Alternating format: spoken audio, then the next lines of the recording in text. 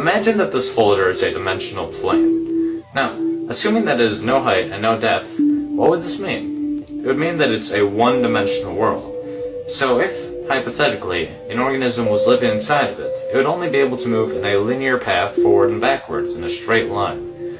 Now, if we go to the second dimension, we have two dimensions. We have width and we have length. So hypothetically, if an organism lived inside of here, then it would be able to move up, down, left, right, and anywhere else in between.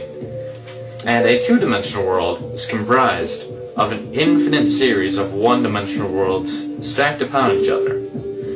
Just as our three-dimensional world, which has depth and length and height, is comprised of an infinite series of two-dimensional worlds. So, now that I have stacked many folders upon each other, we have three dimensions. We have depth, we have length, and we have width.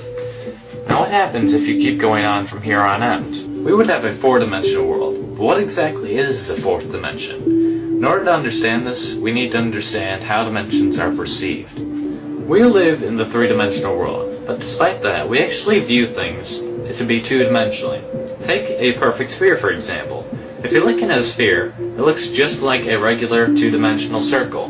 The only way that you can tell it's an actual sphere instead of a circle is because of the hues of light on it. So just like in a two-dimensional world, if a organism in the two-dimensional world was looking upon a circle, the light would make it appear to be lighter at one end and darker in the middle. Also, if an object is moving closer and farther away from you, you don't actually perceive that it's getting closer and farther away. You see that it's getting smaller or larger, and then you assume that it's getting either farther away or closer. But let's say that an object was to grow in perfect equilibrium, so that it was growing at the same speed that it was shrinking as you move it farther away. Then you would not be able to tell, without any light or if there were details on the object, that it's moving or growing at all.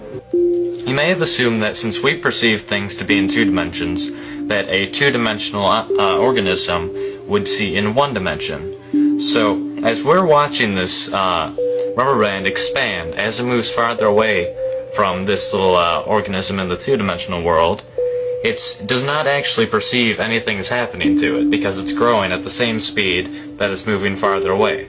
But since we can actually see it from the three-dimensional world and perceive things to be in two dimensions, we can see things for how they actually are. The reason that the two-dimensional organism doesn't see things the way they really are is because the two-dimensional organism sees things in one dimension, just how we